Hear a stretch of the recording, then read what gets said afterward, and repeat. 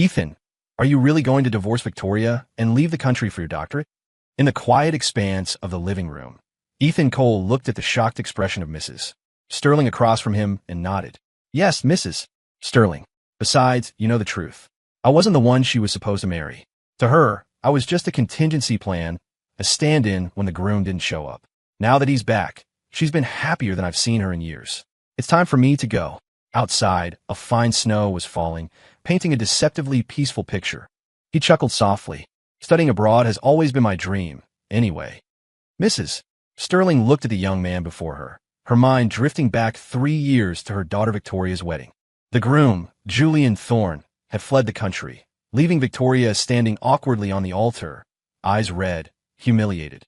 It was Ethan who had stepped up, wearing an ill-fitting suit, and gently taken a microphone to apologize to the guests. Sorry, everyone.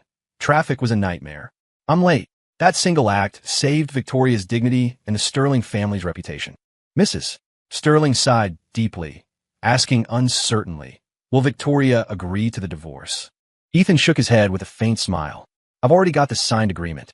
Half a month ago, he had presented her with the papers.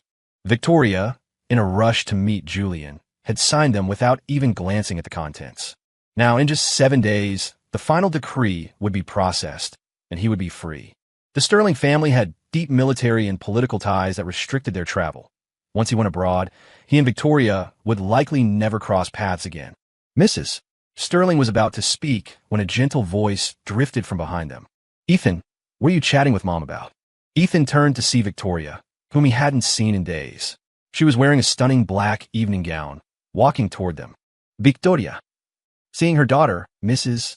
Sterling prepared to scold her, but Ethan intervened. Why are you here? He asked, his tone a mix of surprise and comfort. He shot Mrs. Sterling a pleading look, cutting off her admonishment. I missed you, so I came pick you up on my way. Victoria's eyes held a trace of guilt. She had actually come specifically because she learned of his location. After saying goodbye to a worried Mrs. Sterling, they grabbed their things and left the estate. On the drive back, heavy rain lashed against the windows, but the inside of the car was silent. After a long pause, Victoria finally spoke. Ethan, Julian, and that's all in the past. He just got back to the States, and he had heart surgery a few years ago. He's fragile. As an old friend, I was just helping him get settled. I hope you understand. Ethan stared at the rain blurring the city lights and nodded. If only he hadn't seen how she abandoned a board meeting to run to Julian the day he returned. If only he hadn't seen her trade the watch he bought her with years of savings for a cheap bracelet Julian gave her. If only. There were too many if-onlys. Ethan didn't expect anything anymore. A soft sigh filled the car.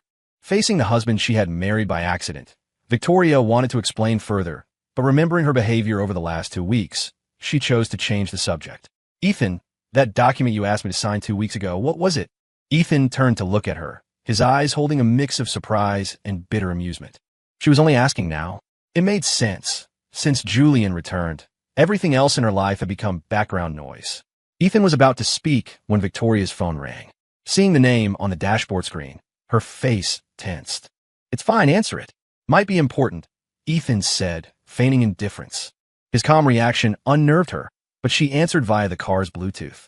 Tori, I miss you. It hurts so much. Can we see each other? Hearing the whining tone, Victoria's knuckles turned white on the steering wheel, her expression turning cold. Julian, I'm married. I've told you this many times. Don't talk to me like that. There was a silence on the line before the voice returned. But Tori, the groom at that wedding, it was supposed to be me. The car screeched to a sudden halt, tires groaning against the wet asphalt. In 3 years of marriage, this was the first time Ethan had seen Victoria lose control. She screamed at the dashboard. But you left. You left me there alone. The line went silent. Moments later, a choked voice responded. I am sorry. I was sick. I didn't want you to worry. I didn't know it would be this bad. Tori, my heart. It hurts. It's fine, just let me die. Then I won't bother you anymore. And you can live happily with my replacement. The line went dead. Victoria panicked instantly, looking at Ethan. Ethan spoke first. It's okay. I'll take an Uber. Go check on him. Don't let anything bad happen. Victoria looked torn, but eventually whispered. I'm not going to see him because I want to. I just remembered a work emergency nearby. I'll stop by. When I'm done, I'll come back to you. Ethan nodded, opened the door, and stepped out. Watching her car speed away, Ethan stood under his umbrella in the rain, his eyes dimming. After a moment, he smiled bitterly and began the long walk home. 3 years. It was time to end it. He had warmed the heart of this ice queen, or so he thought. But now, Ethan knew he was wrong. It was time to return the title of Mr. Sterling to its original owner. Thunder tore through the night sky, and the deluge that followed seemed to wash away the last traces of Ethan's affection for Victoria. Ethan slept alone. Victoria didn't return until noon the next day. When he woke, the rain was still falling. Ethan stayed home, calmly deleting every post about their marriage from his social media. Just as he finished, he saw a new post from Julian Thorne, the man who claimed to be dying yesterday. It was an Instagram carousel titled, "What It's Like to Be Spoiled by Your Ex." There were 9 photos. The first showed a usually cold Victoria feeding him porridge. The second showed her holding his hand by a bedside. The third showed the proud Victoria kneeling to help him with medication. The fourth was a pile of luxury goods, worth millions. The caption read, "Thanks to Tori's care, I'm not angry or hurting anymore." In the photos, the handsome man smiled sweetly, looking like a prince in a fairy tale. The comment section was filled with envy and acid. Left through the storm, returned as true love.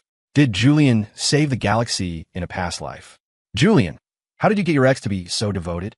Amidst the envy, there were those waiting to mock Ethan. Ethan scanned the comments. I wonder what Mr.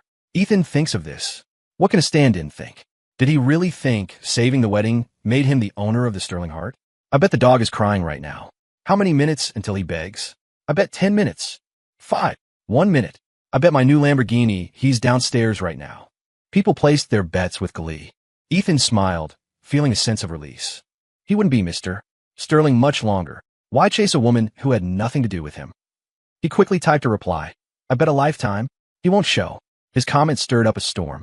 Messages flooded in asking if he was joking.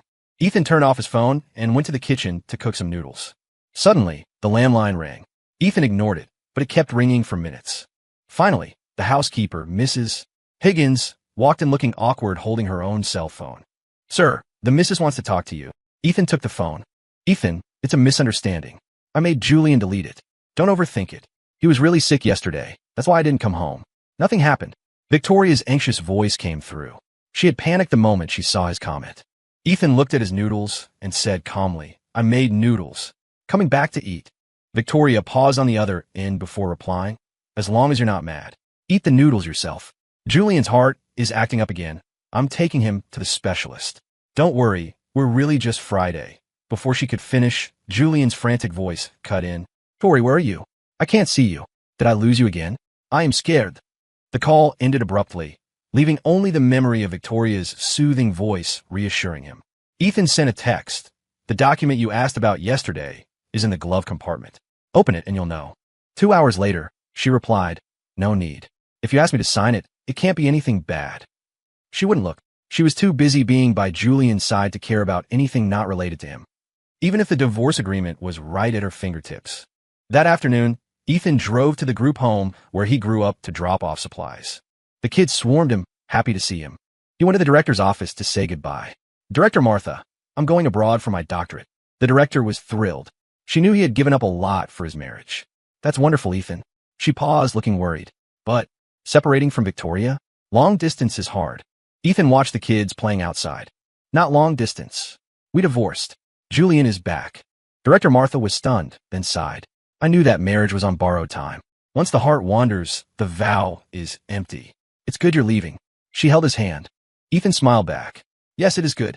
Returning home, Ethan confirmed he could pick up the certificate in 5 days. He began packing.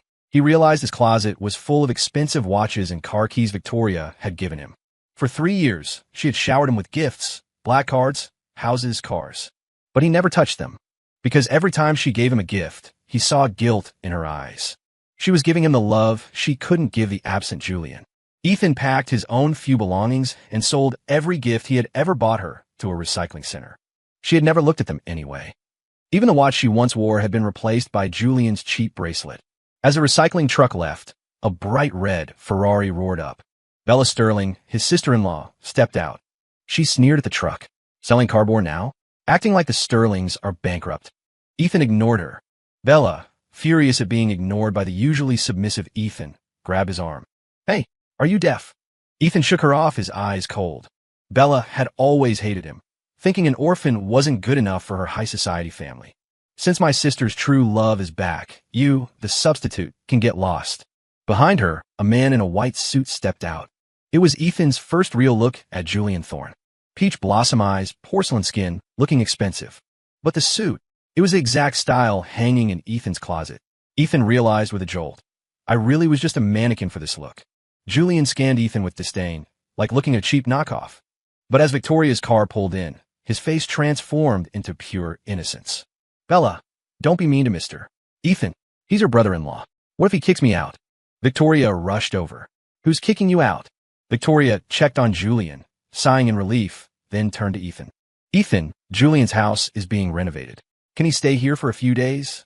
Ethan didn't speak. The silence made Julian act nervous. Tori, maybe I should go. It's my fault I missed the wedding. Now your husband is unhappy. Bella jumped in. Julian, why should you leave? If anyone goes, it should be him. Shut up, Bella. Victoria snapped. Ethan is my husband. Apologize or get out. Bella reddened. Ethan finally spoke, smiling faintly. It's fine. Stay. After all, in 5 days this house would belong to them anyway. Julian, make yourself at home. Ethan turned and walked inside. You just want to cling to power, Bella shouted after him. Inside, Victoria ordered the maids to move Julian into the best guest room. Bella marched up to Ethan. What are you standing there for? Go make dinner. Julian can't eat spicy food. Julian smirked. I heard Mr. Ethan is a great cook. Bella, that's enough. Victoria came down the stairs. We have staff. Why do you always make Ethan cook? Julian's eyes flashed with jealousy, but he quickly smiled at Victoria. I'll cook today. I'll learn a lot abroad. No, your heart. Victoria started. Let him cook. Bella insisted. Victoria relented. Fine, but don't tire yourself out. Ethan stood by the window, silent. Victoria walked over, sensing something wrong. Ethan, if you don't like him here, I'll send him away after dinner. No need. Ethan turned. Did you look at the document? Not yet. I trust you. Do I have to? Ethan was about to speak when Julian brought out a pot of hot soup. He looked at the couple standing together, jealousy surging. He feigned a slip, lunging toward Ethan, the boiling liquid flying. Watch out! Ethan instinctively shielded Victoria. The scalding soup splashed over his back. Pain seared through him, nearly causing him to faint. Ethan! Victoria pushed him back to look at him, panicked. I'll take you to the hospital. Ethan looked at Julian. I'm sorry, Mr. Ethan. Tori, thank God he blocked it for you. Ethan saw the gleam in Julian's eyes. You did it on purpose. Julian immediately teared up. How can you say that? I know you hate me, but I wouldn't burn you. Bella jumped in. Ethan, stop playing victim. Julian cooked for us. It was an accident. Victoria looked at Julian's tears, then at Ethan, frowning. Ethan, Julian wouldn't hurt anyone on purpose. Let's go to the hospital. Ethan felt a wave of despair. She wouldn't believe him. Just as they were leaving, Julian gasped. Oh God, my burn. He had a tiny blister on his arm. Julian. Victoria rushed to him. Julian clutched his chest. Ah, Tori, my heart.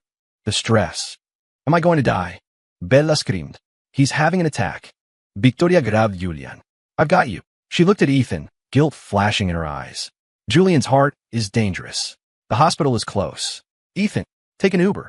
She left, supporting Julian. Ethan stood alone, shivering in pain. He swallowed some painkillers the maid brought, then walked out into the rain, heading for the hospital alone, step by agonizing step away from the home. At the hospital, doctors treated his severe burns. His wife must be amazing, one doctor whispered sarcastically in the hall. She booked the whole VIP wing for a guy with a blister. Ethan laughed. 3 days later, he was discharged. His phone had 999 plus missed calls from Victoria. Bella called. Ethan, where did you go? Trying to get attention? My sister is going crazy looking for you. But don't dream. The sterling son-in-law will always be Julian. Ethan hung up. Victoria looking for him? Strange. He went home. The staff were relieved. Sir, the missus has been frantic. Victoria ran down the stairs. Ethan, she looked exhausted. I was at the hospital. The same one you were at. Ethan said. Victoria Said, I didn't mean to leave you. The doctor said Julian couldn't be agitated. I'm used to taking care of him. Why didn't you answer your phone? You're my husband. Next time, don't do that, she scolded lightly. Ethan looked at her calmly. There is no next time. 2 days left. I moved Julian out, Victoria said, holding his hand. Don't be mad. She wanted a reaction. Ethan pulled his hand away and went upstairs. On the bed, there was a box of luxury watches. Compensation, she said. Ethan felt a surge of mockery. She thought he was faking anger for gifts. Just then, Bella and Julian walked in. Tori, Julian loves these watches. You bought them. Bella squealed. Victoria hesitative. Ethan picked up the box and handed it to Julian. Since he likes them, take them. Victoria was stunned. Ethan was never this generous with Julian. She thought he's just jealous. I'll make it up to him on our anniversary. One day left. The divorce cooling-off period was almost over. Ethan began shipping his luggage to London. Victoria called, "Come to the Sterling Gala tonight." Ethan wanted to refuse, but thinking of Mrs. Sterling's kindness, and it being the last day, he agreed. He wanted to say goodbye properly. At the gala, he couldn't find Victoria. A maid pointed him to a guest house. The door was ajar. Sounds of intimacy drifted out. Ethan felt sick. He looked through the crack. Julian was pressing Victoria against the sofa, kissing her neck. Victoria frowned, pushing him. Julian, stop. I'm married. Tori, don't leave me. Get off. I'm not a toy you could drop and pick up. Julian persisted. Finally, Victoria stopped fighting. She pulled him in and kissed him fiercely. When they broke apart, Julian wiped blood from his lip and smirked. So, do you still love me? Ethan felt like knives were piercing his heart. Victoria stood still, then looked at Julian with surrendered love. Yes. Julian smiled triumphantly. So, will you divorce Ethan and marry me? Victoria Estefanez. She remembered the wedding 3 years ago. The humiliation. The man who stood up for her. She turned and saw Ethan through the door. His eyes were filled with profound sadness. Ethan. Ethan turned and walked away. The faster he walked, the more the memories flooded back. The honeymoon where she got jealous because he looked at a woman on the beach. She had loved him in her possessive way. But now he knew. It wasn't love. It was fear of being alone. Ethan. Mrs. Sterling's voice stopped him. Ethan paused. Mrs. Sterling. Mrs. Sterling sighed and handed him a new passport and ID. The immigration papers and name change you asked for. Ethan Cole will cease to exist here. You have a new identity. Anything else? Ethan took the papers, hands trembling. A fresh start. Thank you. Just one thing. Never tell Victoria where I am. Did something happen? Mrs. Sterling noticed the bandages on his wrist peeking out from his cuff. Ethan, your burns. Ethan pulled down his sleeve. Please, just promise me. He didn't tell her about the scene in the guest house. What was the point? She had her first love back. Ethan. Victoria's frantic voice came from behind. She ran up, grabbing his hand. You're immigrating? She had searched everywhere for him. Hearing immigration terrified her. Ethan kept his face impassive. A friend of mine is immigrating. I was telling your mother. Really? Victoria held him tight, relief washing over her. Ethan, I know I've neglected you. But Julian is the past. My husband is you. If I did something wrong, yell at me, hit me, but never leave me. I can't find you if you go. Ethan smiled, detached. Okay, I won't leave. Victoria vient. Let's cut the cake. Ethan shook his head, showing his injured hand. Go with Julian. Julian walked up, looking aggrieved. Tori, enough, Julian. Ethan is my husband. Stay away from me, Victoria declared. The crowd watched as she took Ethan's arm, walking to the cake like a wedding march. Ethan looked at her smile. It looked so genuine, just like the wedding. Was the scene in the guest house fake? No. Suddenly, Bella screamed. Tori, bad news. Julian tried to commit suicide for you. Victoria dropped Ethan's hand and ran, leaving him standing alone on the stage, the center of awkward whispers. Ethan calmly put down the cake knife, bowed to the crowd, and walked away. He didn't look back. On the road, Victoria called incessantly. She begged him to come to the hospital. Ethan, please, I'll give you anything you want. Fine, Ethan said. At the hospital, Victoria was covered in blood, sobbing. It's my fault. I shouldn't have said those things. Ethan walked over. Bella grabbed him. Doctor, type A blood is here. Drain him. Ethan frowned. You call me to be a blood bag. He needs blood. Bella yelled. Ethan turned to leave. Victoria grabbed his hand, her face pale. Ethan, please, just this once. After this, I promise we'll be happy. Ethan looked at her. Just this once? Before he could refuse, she slapped him hard across the face. The corridor went silent. Ethan, stop being selfish. It's a life. It's all because of you. If you hadn't appeared, he wouldn't be like this. Because of him? Ethan looked at her red eyes and nodded. Okay, I'll go. He walked into the surgery room. He realized then, love is not something you can warm up like leftovers. He had lost from the start. The next day, Victoria woke up. Her first words were, Is Julian okay? Ethan, who hadn't slept, nodded. He's fine. Victoria insisted on seeing him. I'll go check, Ethan said. I'll tell him not to do anything stupid. It was time for him to leave. He went upstairs to Julian's room. He heard a woman's voice. Through the crack, he saw the dying Julian fondling a woman. Why suicide? My dear Tiffany, if I didn't act dramatic, how would I get the money? You said you'd introduce me to your parents. I will. Julian was cheating on Victoria too, and the suicide was a scam? The doctor walked in, exposing them. Julian saw Ethan and panicked. You. Ethan turned to leave. Julian chased him to the stairwell. Are you going to tattle? Why pursue her if you have someone else? Ethan asked coldly. Julian laughed. I like playing them. I like the money. I don't have heart disease. I just overslept for the wedding 3 years ago. Julian sneered. You're just a stand-in. She's just using you to fill the void. I'll play with her until I'm bored. Ethan punched him.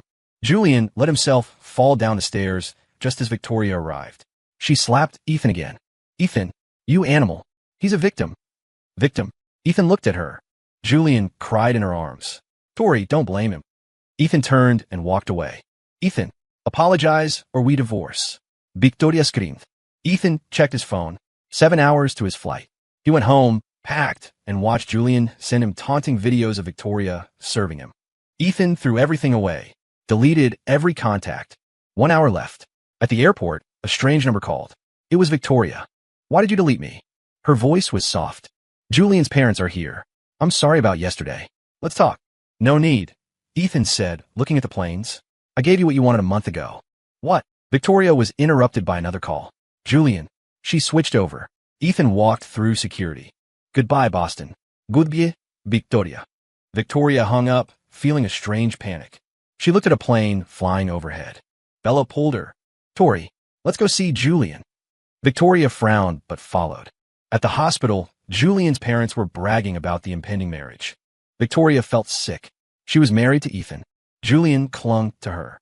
Tori, if you're worried about Mr. Ethan, I'll just leave. Suddenly, Tiffany Vance and her father, General Vance, marched in with soldiers. Dad, that's him. The cheater. General Vance pointed a gun at Victoria. Let go of my daughter. General Sterling arrived and slapped Victoria. You ungrateful child. You let this trash chase away my son-in-law. The truth came out. The crowd turned on Julian. Bella tried to defend him. Tiffany threw down photos of Bella and Julian in bed together. The hospital exploded in chaos. Julian collapsed, begging. Victoria stood frozen. He left. Tiffany sneered. Ethan said he never wants to see you again. Victoria dropped to the floor, crawling toward the door. Ethan, no. Her father kicked her down. Lock them up. 6 hours later, Ethan landed in London. He walked toward the gates of St. Jude's University.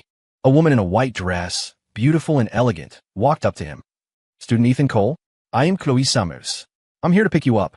Her eyes burned with an intensity that made Ethan's heart skip a beat. Chloe Summers?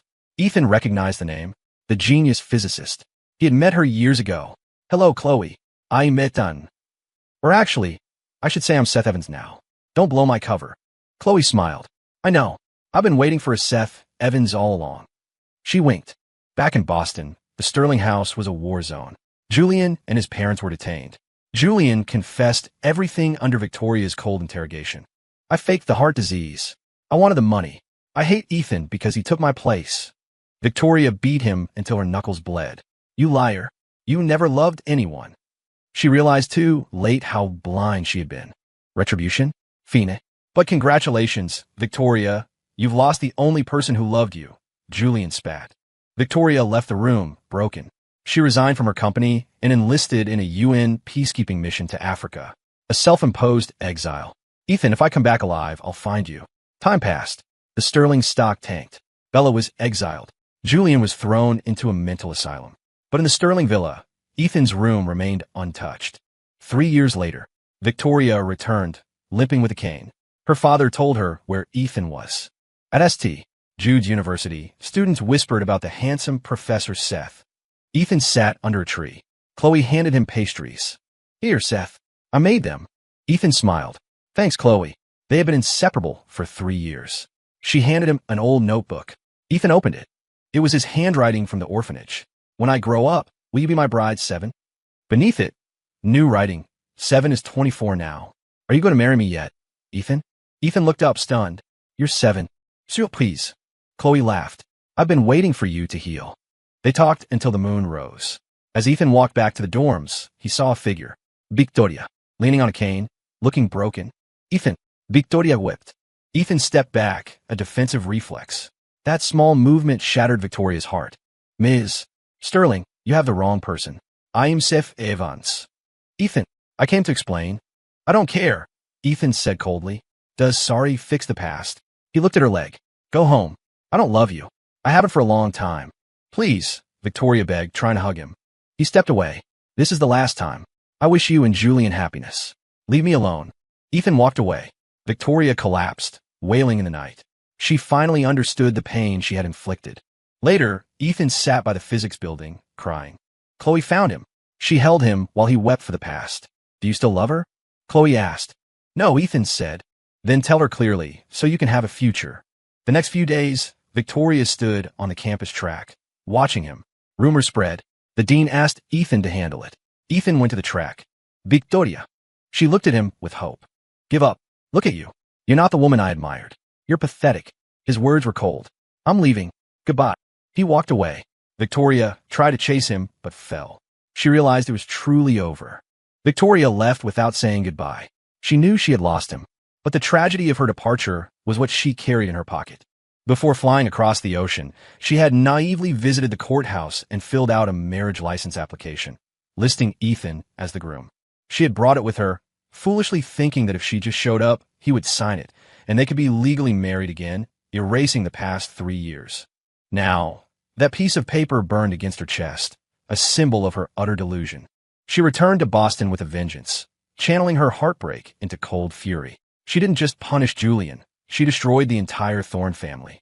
She tracked down their hidden assets and stripped them of everything, forcing them into a squalid existence in a rundown shack on the outskirts of the city. There, trapped in poverty, Julian's parents turned on him. Blaming their son for their ruin, the household became a cycle of abuse. Julian, once the pampered prince, was beaten daily by his own bitter parents, tormented by the very people he had tried to impress. Winter came. It was Ethan's 25th birthday. St. Jude's threw a massive gala. Ethan stood in a tuxedo, Chloe in a purple gown by his side. They were a perfect couple. The doors opened. Victoria entered. She looked tired but determined. She walked up to Ethan. Chloe stepped forward, holding Ethan's hand tightly. Happy birthday, Ethan, Victoria said, her voice shaking. I brought you a gift. It's unique. I don't want it, Ethan said. Please, just one look. Then I'll leave. Ethan nodded. Fine. Victoria signed. Security dragged in 4 people in handcuffs. Julian's parents, Bella, and a deranged Julian Thorne, looking more like a feral animal than a man. Ethan, why are you happy? You should die. Julian screamed, lunging. Victoria kicked him down. Apologize, she screamed at them. Tell everyone what we did. Bella, half her face scarred from Victoria's punishment, suddenly grabbed a steak knife from a table. She rushed at Ethan. No. Victoria threw herself in front of the blade. It pierced her chest. Victoria. But in the chaos, Julian grabbed the knife and lunged at Ethan. Ethan. Chloe threw herself in front of him. The knife went into her stomach. I won't let you hurt him. Chloe whispered, collapsing. Police swarmed in. Both women were rushed to the hospital. The doctor told Ethan that Chloe might never wake up. Ethan felt his world collapse. Ethan stayed by Chloe's side for days. Victoria, bandaged and pale, approached him. Ethan. He slapped her. Why won't you leave me alone? I just wanted forgiveness. Never, Ethan said. If Chloe doesn't wake up, I will never forgive you. When she fell, I realized she is the only one who matters. Leave. Victoria wept and left, finally accepting her fate. 3 years later, Ethan sat by Chloe's bed. Chloe, Julian got life in prison. Victoria is back in the army. Please wake up. I want to marry you. A tear fell on her hand. Her finger moved. Ethan left to teach his class, wiping his eyes. In the lecture hall, the students went silent. The door opened. Chloe, leaning on the wall, smiled weakly. Professor Evans, can I audit this class? I'm here to take you home.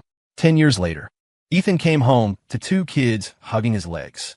Daddy, the equation. Chloe was in the kitchen. Welcome home, honey. I'm home. Ethan smiled. Story complete.